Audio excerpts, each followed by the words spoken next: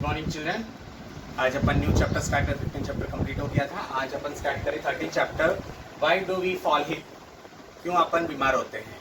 ठीक है, why do we fall ill. तो नॉर्मली देखो, कभी भी कोई भी व्यक्ति न्यू मिलता है तो सबसे पहले आपको क्या पूछता है, हाउ आर यू। कोई भी हो, कहीं पे फोन आ रहा है, कोई लेटर आ रहा है, कुछ भी आ रहा है, तो पहले क्या करेंगे उन लोग, अपन को पूछेंगे कि हाउ आर यू।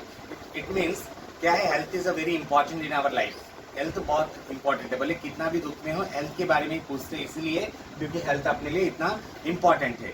वेल्थ से ज़्यादा हेल्थ अच्छा होना चाहिए। हेल्थ अच्छा होगा तो वेल्थ को यूज़ कर सकते हो। आपके पास बहुत सारा पैसा है बट आप हेल्दी नहीं हो, पूरा दिन बीमार रहते हो, तो उस वेल्थ का कोई यूज़ नहीं कर सकते प्रॉपर वे में। सो इसलिए हेल्थ को हेल्दी रहने के लिए ये लेसन में बहुत सारे इंपॉर्टेंट टॉपिक्स आएंगे कि क्या क्या कौन कौन सी बीमारियाँ होती है, क्रॉनिक है ये वो सब, मतलब उसमें कौन कौन से स्प्रेड होते हैं, कौन कौन से स्प्रेड नहीं होते हैं, the causes of that disease, symptoms of that disease, ये सब अपन इसमें पढ़ेंगे। सो फर्स्ट आता है the significance of the health. क्या है significance of the health? We had heard that health is unique, frequently we used to this ourselves as when we say like my grandmother health is not good, our teacher use it when they are scold us, this is not a healthy attitude. Why are the word healthy means? तो हरदम जैसा भी अपन बोलते हैं ना कभी कभी कि मेरी दादी का हेल्थ आज ठीक नहीं है, ये वो, और कभी कभी टीचर भी बोलती है कि ये हेल्थी एटीट्यूड नहीं है तुम्हारा, तो ये why this are using the health. तो हेल्थ तो इम्पॉर्टेंट है, इसलिए सभी लोग यूज करते हैं।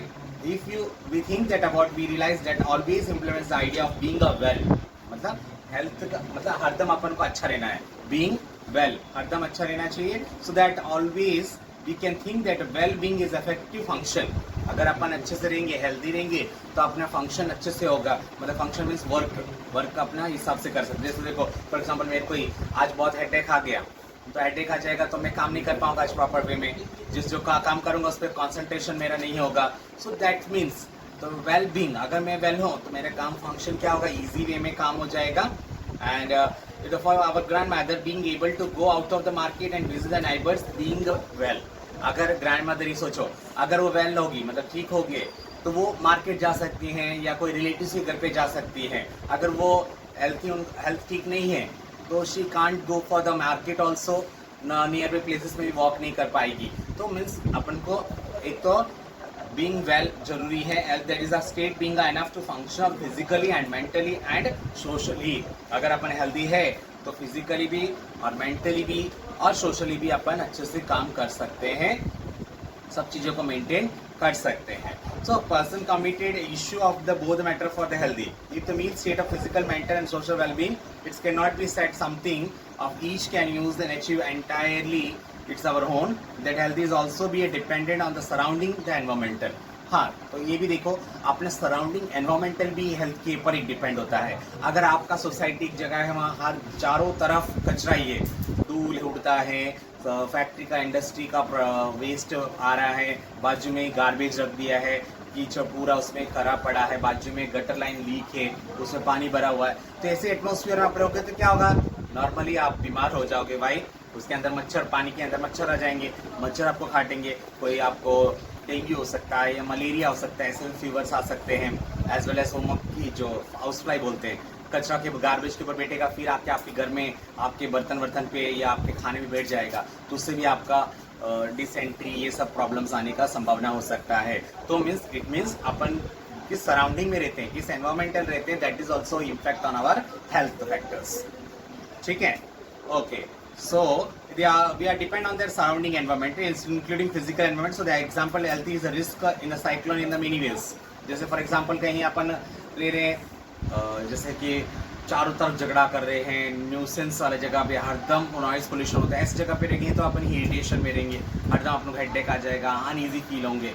तो ऐसे मतलब सराउंडिंग के ऊपर भी अपने हेल्थ डिफेक्ट होता है। So human beings live in a societies or social environment. There is an important factor of your individual wealth. We live in villages, towns or city. In such places, even our physical environment is decided by our social environment. तो अपना social environment को और अपना surrounding environment से match होना चाहिए और अपन आराम से रह सके। तो एक तो क्या है, अभी अपन आते हैं टॉपिक में आते हैं, distinction between the healthy and disease free. तो if the what is the meaning of health?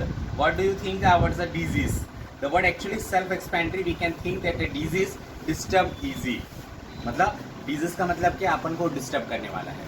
Disease आया मतलब ये कैन बी डिस्टर्ब, अपना हेल्थ में भी डिस्टर्ब होगा, अपना सोशल लाइफ में भी डिस्टर्ब हो सकता है, अपना फिजिकल लाइफ में भी थोड़ा डिस्टर्ब करेगा।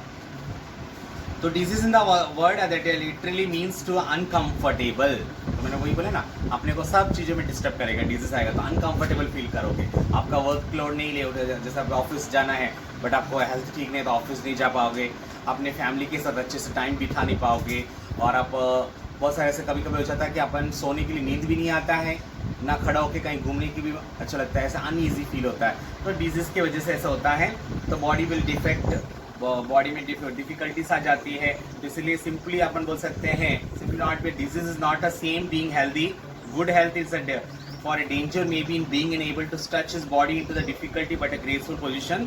On the other hand, a good health is a musician may be having enough breath capacity. जैसे गुड हेल्थ का मतलब ये नहीं है कि जैसे अभी म्यूजिशियन है, फ्लूट बजाता है, तो उसका हेल्थ क्या है, उसको साउंड करने के लिए उसको क्या करना पड़ेगा, सांस, ब्रीथिंग बहुत लॉन्ग टाइम तक उसको रोकना पड़ता है। तो वो हेल्दी होगा तो वो अपने ब्रीथ को रोक सकता है। उसको अगर कफ हो गया है, आस्मा का प्रॉब्लम आ गया, तो वो कैसे कर पाएगा, वो अपने ब्रीथ को कंट्रोल नहीं कर सकता है।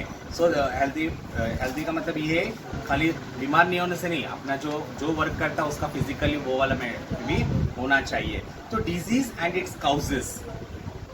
So what does a disease look like? Let us now think a little more about the disease in the first place. How do we know that there is a disease? Disease कैसे आता है और disease आएगा कर कैसे पता चलेगा? There is many tissues in the body as we have the makeup to the physiological system and organic system that carry out the body function. आपको पता है अपने अंदर बॉडी फंक्शन है, बहुत सारे कंटिन्यूसली प्रोसेस कर रहे हैं, जैसे हार्ट बीटिंग कर रहा है, लंग्स ब्लड को प्यूरिफाई कर रहा है, और फिर ऐसे ही अपना मन डाइजेस्टिव सिस्टम अपने डाइजेशन कर रहा है, तो ब्रीथिंग सिस्टम सब मतलब अपने अंदर फंक्शनिंग करते जा रहे हैं। तो उसके पर्टिकुलर फंक्शन में each organ system specific function, so that digestive system of the stomach is intestine and help us to digest food take from the outside of the food. The muscular skeletal system, it's make our bones and muscles hold the body for together to help them move the body. So when there is disease, either the functioning or one or more system of the body will be changed to the worse. Means क्या है कि अपने जी ये functions जो काम कर रहे हैं, नॉर्मली जो काम कर रहे हैं उसमें डिस्टर्ब होगा, कुछ एक दो ऑर्गन्स काम करना बंद हो रहा है या प्रॉपर वे में काम नहीं कर रहा है, तो we can say that the disease. जैसे फॉर एग्जांपल अब इसको खाना खा रहा है और उसका डाइजेस्ट सिस्टम अच्छे से काम कर रहा है तो नो प्रॉब्लम, बट उसी में उसको गैस्ट्रिक हो जा रहा है, गैस के प्रॉब्लम के कारण उसने जो खाना खाया वो डाइजेशन नहीं हो रहा है, उसको अनईजी फील हो रहा है, उसको पेट में दर्द आ रहा है, उसको छाती में दर्द आ रहा है। तो these all are the symptoms that he has a disease. तो अपने जो नॉर्मल फंक्शन के अंदर कुछ डिस्टर्ब आ रहा है, तो डिस्टर्ब की वजह से अपन को पता चल जाएगा ये अपना डिजीज है।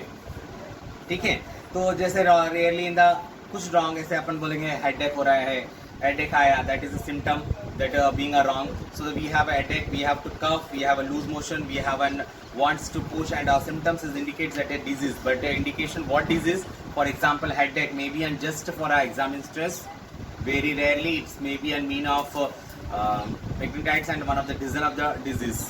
तो ऐसे हेडेक आया, हेडेक का भी कारण अलग अलग होगा। किसी बच्चे लोग को एग्जाम का स्ट्रेस हो जाता है, कोई कुछ टेंशन लेके हेडेक आ जाता है, कोई बहुत सोच के आ जाता है। तो it is not depend on, तो सिचुएशन के ऊपर डिपेंड करता है हेडेक क्यों आया।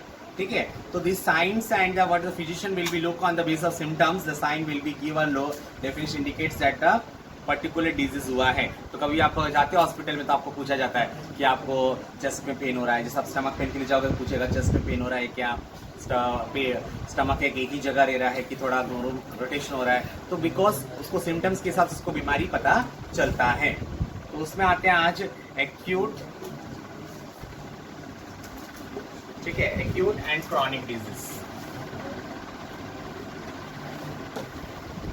एक्यूट और क्रॉनिक डिजीज, ठीक है, this the manipulation of disease will be different depend on the number of factors. Some disease are last for only few period time is called as acute disease.